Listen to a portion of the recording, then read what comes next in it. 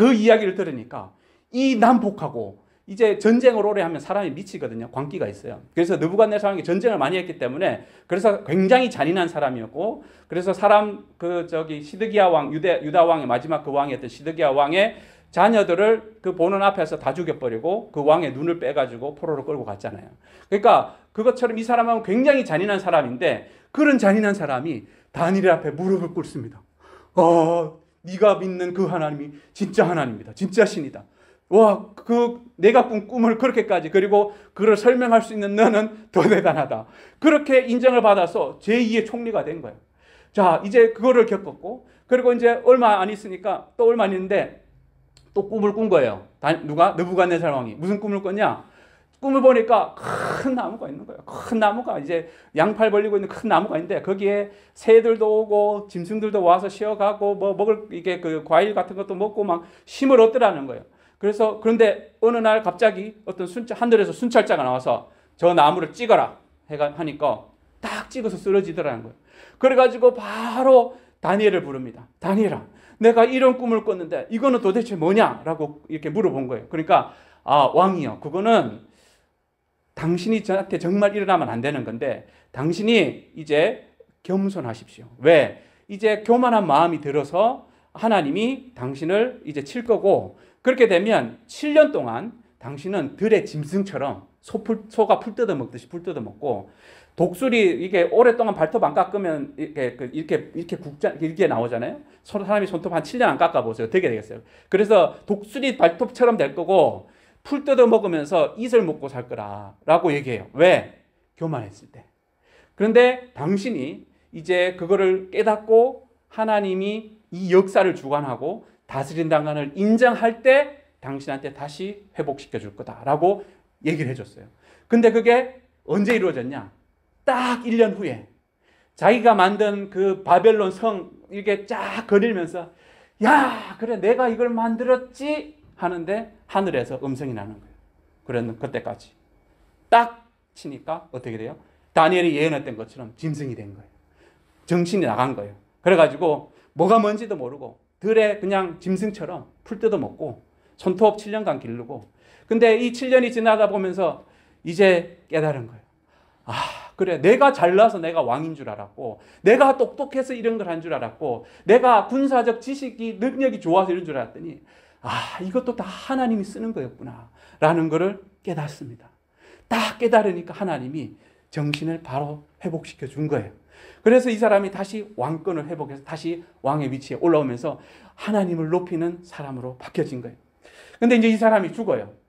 그리고 여러 다른 왕이 지나고 이제 그 바벨론 왕국의 마지막 왕, 여기는 벨사살 왕이라고 되어 있는데 실제 이제 역사를 따져보면 나보니더스라고 하는 왕의 아들이 벨사살 왕이에요.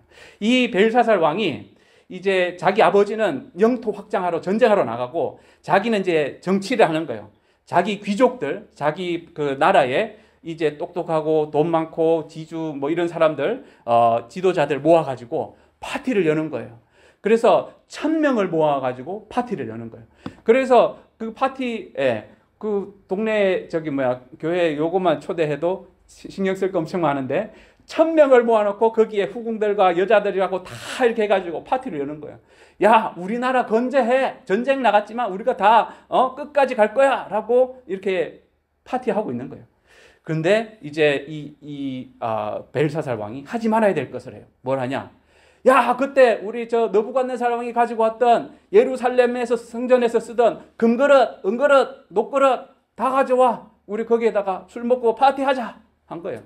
그래서 부어라 마시라 막 그렇게 선을 넘지 말아야 될 선을 이렇게 넘습니다. 근데 갑자기 벽에 손이 뿅 나타나가지고 글자를 쓰기 시작하는 거예요. 그러니까 왕하고 그 같이 참석한 사람들이 바들바들 뜨는 거예요. 도대체 저게 뭐지? 근데 이제 재미난 거는 그 글자가 뭔 글자인지 모르고도 뜨는 거예요. 그러니까 인간의 마음에는 이 두려움이 항상 있어요. 왜? 장래에 대해 뭐가 어떻게 될지 모르거든요. 그러니까 그에 대한 두려움, 죽음에 대한 두려움, 이러면 어떻게 될까? 저렇게 하면 어떻게 될까? 하는 두려움이 있어요. 겉으로는 큰 소리 뻥뻥 치고 막 야, 우리는 영원할 거야라고 하지만 속으로는 그 두려움이 다 있는 거예요. 자, 그런데 이제 막 그 헤매고 있으니까 네, 이제 그 이야기를 들은 그 이 왕의 이제 엄마겠죠. 나타나 가지고 야, 걱정하지 마. 이거를 해석해 줄 사람이 있어.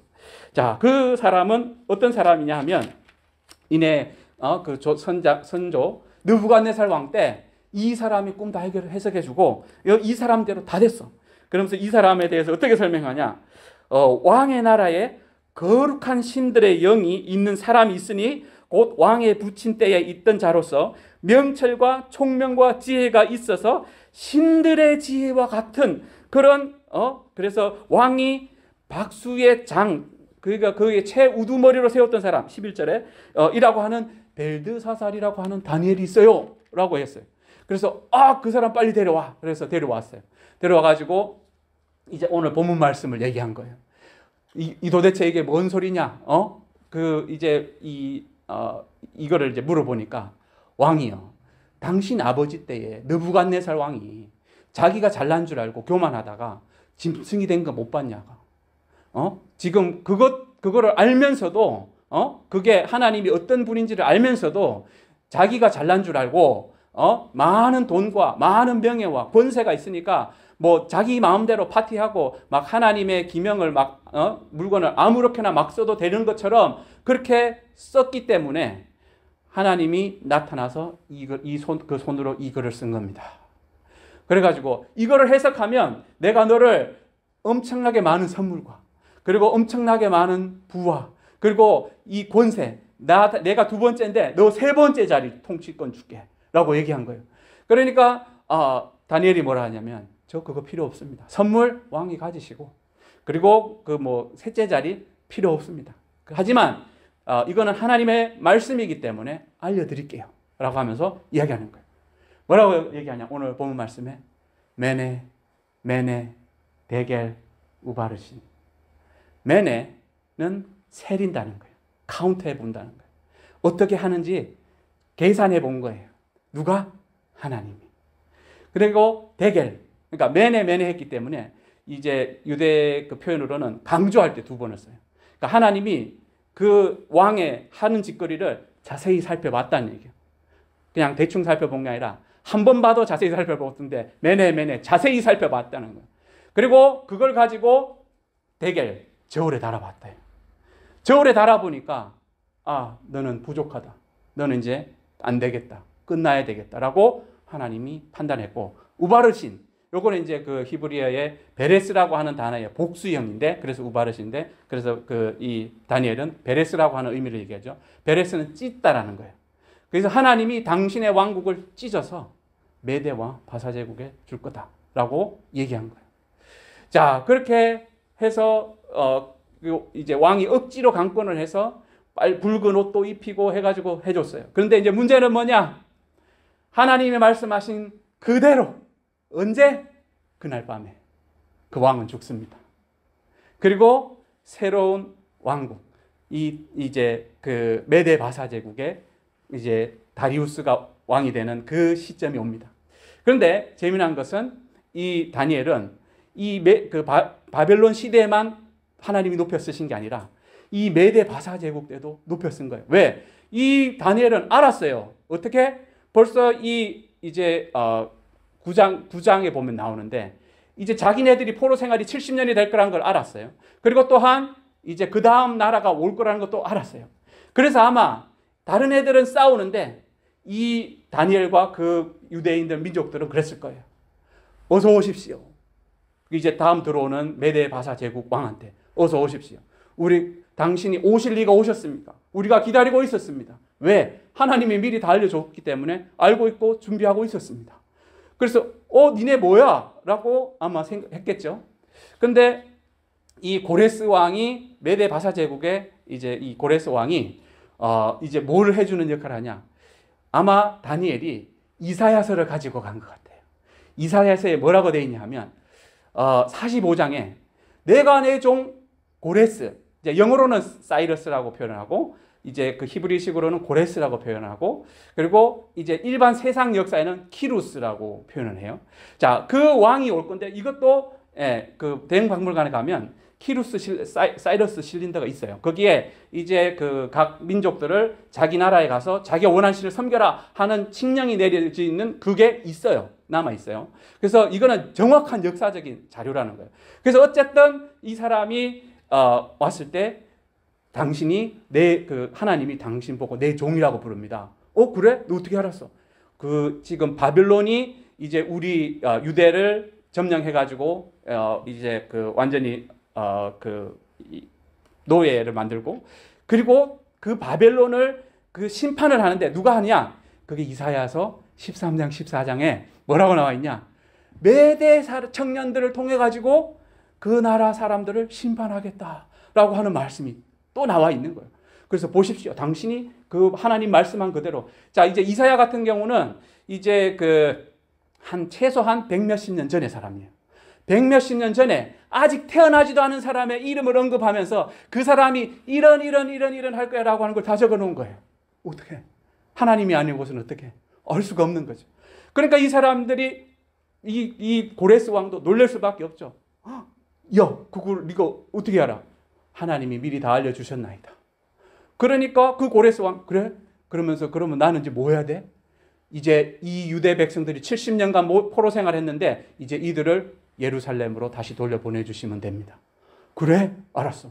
그래서 이제 바벨론 제국이 539년, BC 539년에 멸망했는데 얼마 안 있어서 1년 정도 있다가 바로 고레스 칙령이 나와가지고 이제 유대 사람들을 다시 돌려보내기 시작한 거예요. 자, 오늘 그래서 우리가 이 다니엘이 뭐라고 얘기하냐? 하나님을 표현할 때 왕이여, 우리 하나님은 지극히 높으신 하나님이다. 이거는 그냥 표현이 아니라 자기 믿음의 간증이에요. 자기가 살아보니까 자기가 죽을 경우 여러 번 있었잖아요. 10대 때 와가지고 언어도 다른데 언어 배워야 되고 그 학문 배워야 되고 문학 배워야 되고 다 해야 되는데 그 상황에서 살아남게 해주신 그 하나님, 꿈 꾸었는데 꿈도 얘기 안 해주고 해석 안 하면 다 죽이겠다 하는 그 상황에서 하나님이 꿈까지 알려주고 해석까지 다 해준 그 하나님은 내가 보니까 지극히 높으신 하나님이더라. 그 하나님이 세상 사람들은 야, 저 나라가 군사력이 좋아서 강대국이 됐어. 아니야, 저 사람은 지도자가 좋아서 저 나라는 지도자가 아니면 그 군대 저 장군이 워낙 전술이 전략이 뛰어나서 잘했어. 다니엘은 그거 아니라는 거예요. 지극히 높으신 그 하나님이 이제 그때 필요에 따라서 하나님이 쓰신 거예요. 그 사람들을. 하나님의 목적을 위해서.